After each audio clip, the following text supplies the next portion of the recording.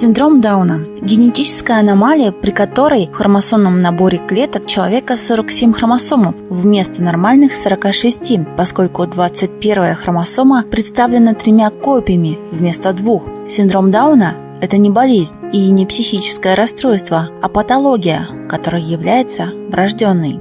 Впервые синдром описал английский врач Джон Даун в 1860-х годах. Сам медик данным синдромом не страдал и ошибочно полагал, что у него наблюдается форма психологического расстройства. Настоящие причины возникновения синдрома стали известны только в середине 20 века.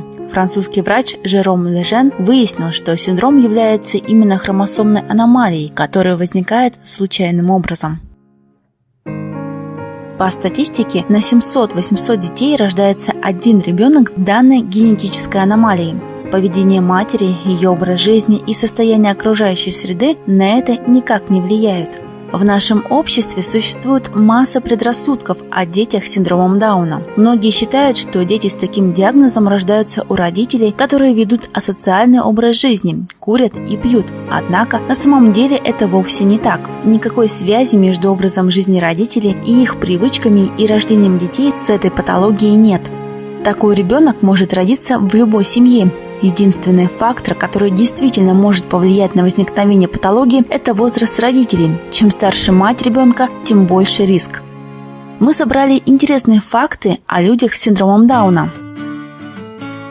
У обычных людей 46 хромосом, а у человека с синдромом Дауна их 47. Люди с этой патологией рождаются с дополнительной копией 21-й хромосомы. Синдром Дауна не является болезнью. Это генетическое нарушение возникает в результате влияния дополнительной хромосомы. Нет легкой или тяжелой степени синдрома Дауна. У людей либо есть эта патология, либо нет. Ребенок с синдромом Дауна проходит через те же стадии развития, что и обычные дети. Единственное различие заключается в том, что ему требуется больше времени для прохождения очередного этапа. Люди с синдромом Дауна имеют когнитивные нарушения, но это не влияет на их таланты и способности. При определенных условиях такие люди вполне способны жить самостоятельной жизнью. Люди, имеющие синдром Дауна, ежедневно сталкиваются с множеством проблем. Одна из них – низкий мышечный тонус, который затрагивает все, включая двигательные навыки и речь. Различные виды терапии могут значительно улучшить их состояние. Рождение ребенка с этим синдромом не зависит от образа жизни родителей, состояния здоровья, вредных привычек, питания, достатка, образования, религиозных убеждений, национальности. Приветик. Я очень люблю программу «Достояние республики» Юрия Николаева и Дмитрия Щеплева и проект «Голос». Главное быть самим собой. Спорт это не для них. Скажу честно, спорт это для всех. Я люблю плавать и верхом на лошади. Я занимаюсь футболом. Допустим, если я занимаюсь спортом, то поднимаю 100 килограмм в жиме лежа. Ничего не умеет, делать самостоятельно. Ну и как ты думаешь? Я не хочу скромничать, хочу сказать открыто. Я для мамы правая рука. Я Влад, спорт, журналист. У меня 5000 фордов на Фейсбуке. В свое свободное время я люблю еще заниматься театром. С мальчиками я знакомлюсь.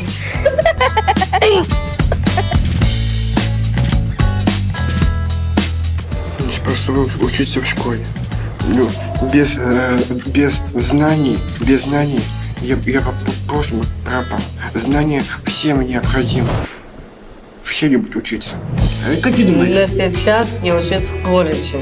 Ну, ты, мы же знаем. Я учусь на керамиста. Мои любимые уроки – биология, математика, география, труды. Не могут работать. Это, конечно, обижает, потому что я обожаю работать. Я здоровый, я крепкий, сильный. Честно, я хочу сказать, я сейчас в театральной студии занимаюсь и прохожу стажировку 2 раза в неделю, понедельник и среда, в офисе Вурман, иностранной компании. Семья другие и не воспринимают, что это у меня синдром Дауна. Но это ведь не стоит просто не только отчаиваться. Сидеть сложа руки, нужно работать над собой.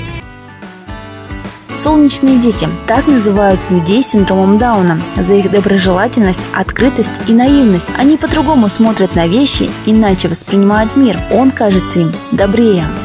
Чем больше они общаются с обычными сверстниками, тем менее заметно отставание в развитии. Лучше психическое и физическое развитие таких детей. Мы можем начать с малого. Просто не отворачивайтесь от детей с синдромом Дауна, а воспринимайте их как равных. Инклюзия начинается с детства. Сейчас дети с инвалидностью могут посещать образовательные учреждения вместе со сверстниками. Радует, что в детских садах создаются инклюзивные группы. Сегодня мы хотим познакомить вас с дошкольными учреждениями, в которых занимаются детки с синдромом Дауна. Детский сад номер 1 «Звездочка» является первой инклюзивной площадкой для детей дошкольного возраста. Работа над программой поддержки семей, воспитывающих детей с инвалидностью, началась в 2009 году, еще до реформы системы образования. Айсана Павлова посещает детский сад «Звездочка» 1 год, но у нее уже много друзей. Сначала девочка вместе с мамой посещала группу временного пребывания. Каждый день они приходили в детский сад на 5 часов, чтобы ребенок мог адаптироваться и влиться в работу. Сейчас Айсана на всех занятиях увлеченно играет вместе со всеми детками. Меня не остановило то, что она очень далеко находится. Ради ребенка я ее очень вожу. И мне очень понравилось. Мы сперва посещали ликотеку на полдня. И через неделю уже педагоги и воспитатели уже заметили, что Айсану уже можно перевести уже в обычную группу со своими сверстниками. Меня очень это порадовало. И когда ее перевели в обычную группу, да, все равно каждый день с моим ребенком занимаются дефектолог, логопед, психолог, музыкальный руководитель тоже индивидуально берет иногда ее. Поэтому очень заметно стало, как моя Айсана уже стала развиваться, как она раскрывается.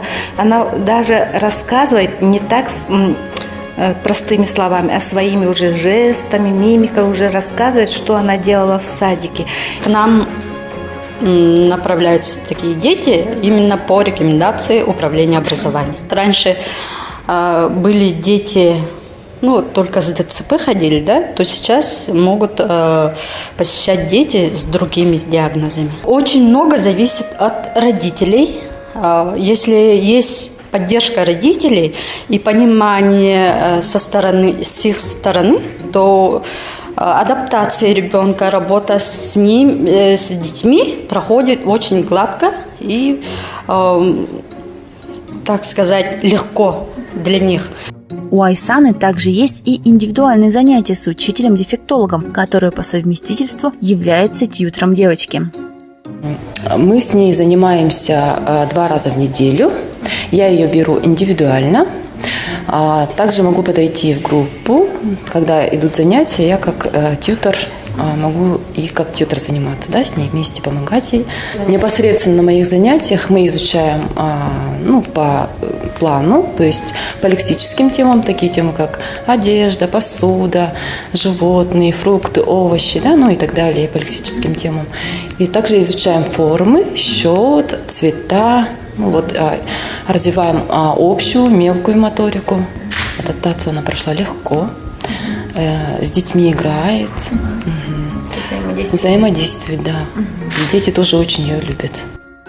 Сережа Попов – воспитанник детского сада «Золотая рыбка», который он посещает уже 3-й год. Мальчику нравится учиться и узнавать что-то новое. Это может быть звук, слово или вещь. Он любит находить самые интересные игрушки, копаясь вместе с ребятами в коробке с кубиками, фигурками и машинками. Сережа на занятиях также сопровождает тьютор. Благодаря нашей заведующей Марии Петровне, она не отказала такому ребенку, с диагнозом, да, и нас сразу, конечно, поставили известность. И мы вот взяли ребенка, получается. В моей практике это первый ребенок таким диагнозом. Я, конечно, была немножко удивлена, но потом уже по ходу работы стало уже как-то легче работать с ним. Первый год было тяжеловато, можно сказать, потому что адаптация проходила у всех. И у Сережи, и у всех детей. А сейчас он уже привык к детям, и дети его полюбили, и родители любят, и все специалисты детского сада любят его. Он любит вот такие вот вкладыши деревянные. Все время сидит, можно на какой-нибудь, например, предмет большое внимание уделить, например, новой машинке или же новой игрушке, получается. А Сережа, получается, я занимаюсь это с ноября месяца, и мы с ним занимаемся по специальной методике. И вот начали учить эти буквы. Уже 6 букв у него есть, знает. И далее на физкультуре, музыке тоже это идет сопровождение Сережи. А если смотреть с этого с ноября, то есть прогресс. Сережа стал лучше во всех смыслах. Он стал более общительным. Дети-однокрупники любят Айсану и Сережу. Смотря на деток, видно, как воспитатели разрушают барьеры и стереотипы общества, что дети с синдромом Дауна ограничены. Вы сами видите, какие они солнечные, старательные и дружные.